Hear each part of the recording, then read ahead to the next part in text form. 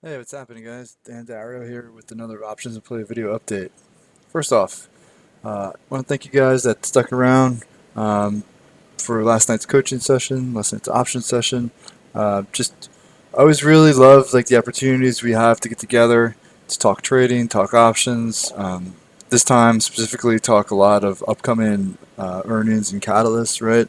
Um, Again, it's always nice when these fall like right around the start of earnings season, just because it allows us to like kind of go over some like key ideas, some key strategies, just kind of refresh some things in our minds.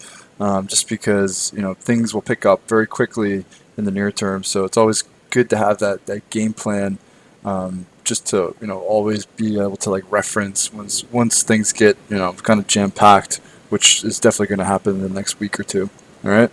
And just kind of quickly, one of the things we talked about last night, which we always go over, just like the broad environment to start things off every time we meet, and it's just to kind of get everybody on like the same page.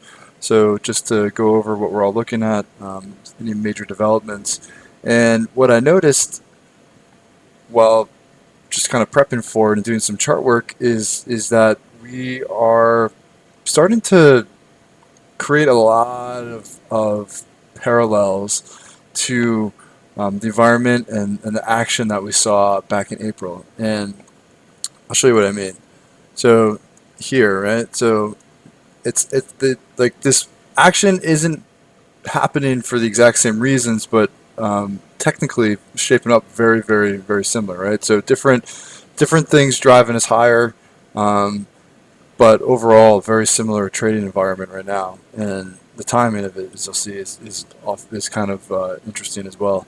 So back in March, right, kind of like a chop zone, had a really nice run, chop zone, put it in a high, and then first day of April, right, a breakaway gap, which set up an extended period, basically the entire month of April. Right, we were just in a really aggressive uptrend above the 8 EMA. Right, basically never violated this 8 EMA until the very beginning of May, which was when like the China tweets started up again. But what you would also notice is that the volume during this period, right, very below average, which again, not totally unusual. Typically, when we go up, our volume is a little bit lighter.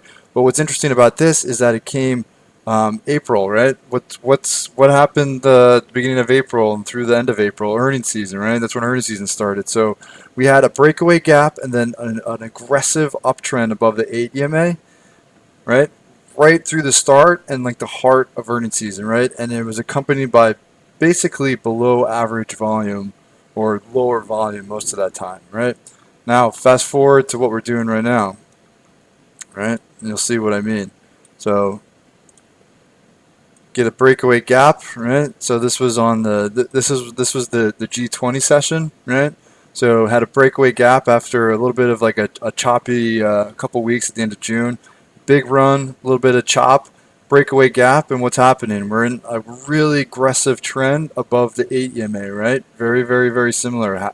We are not violating this 8 EMA. And what you'll notice with this too is that basically over the last 2 weeks, what has been happening, steady trend and on very, very light participation, right? So kind of entering like that same like trending environment, right? And we spent a lot of time going over this back in April, just because it was so prevalent, so many names were in such aggressive trends.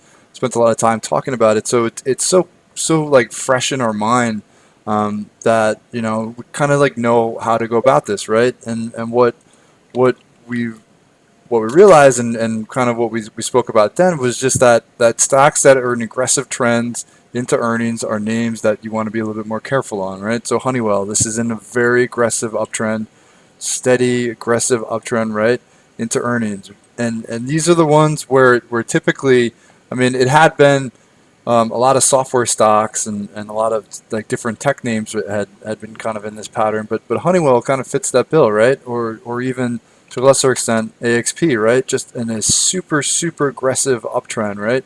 These are the ones typically you're seeing lower volatility around these reports, right? Expectations are very one-sided. Performance has been very one-sided, and these types of names tend to like stay in these trends. So that means a lower volatility, um, lower volatility around these major catalysts. So what we were doing is we were kind of avoiding some of these stocks in these really aggressive trends, waiting for potential pullback to move in average support, right? So maybe trend support, so the 50-day. I mean, you would have to get through the 8, 20, and the 50, but same thing with like Honeywell. I mean, it's hanging at the 8 and 20, so maybe you're looking at the 50-day. Basically, avoiding them into the catalyst and looking for quick trades after the catalyst, right? And then the other way to go about it was we're looking for bullish breakouts. So stocks that were maybe pushing up into key resistance levels, looking for maybe like strong numbers and a breakout. So that's why even though like the banks really they haven't really had great action the past couple of days, but overall, I mean, these charts seem to be setting up for a breakout through like the April May high and like moves up into like the levels from late last year, right? So you're looking for like these bullish breakouts through resistance. Goldman Sachs is another one, right? A bullish breakout through resistance. Citi, right? You're looking for a bullish breakout through resistance.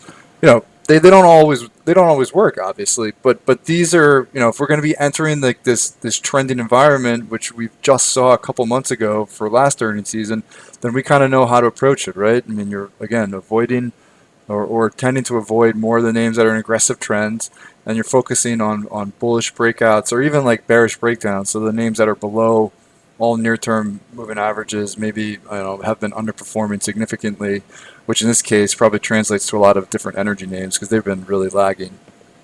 All right. So again, deja vu. It's deja vu all over again. I mean, if we're going to enter this trend, then we know how to approach it. So just spoke about it last night and figured it was worth going over very quickly again, just because it's a really interesting idea. And as we get into earnings, I mean, you don't want to be caught off guard if the volatility kind of contracts in a lot of these names, and you're wondering, well, okay, why aren't these things moving? Well, I mean, if we're in that real aggressive trending environment, that's probably the reason why. All right. So things are going to pick up very quickly, very soon. Today, the probably the quiet maybe before the storm. Even though we did have some big names this morning, like the banks and J&J, but tech really leads us, and we got a lot of big tech names coming up. Netflix, Microsoft. It's gonna go from quiet to like super busy before you know it. So lots to look forward to. Plenty of trade ideas coming up. So keep an eye out for those. Hope you guys have a fantastic night. Best of luck if you're trading anything, and I'll talk to you all tomorrow.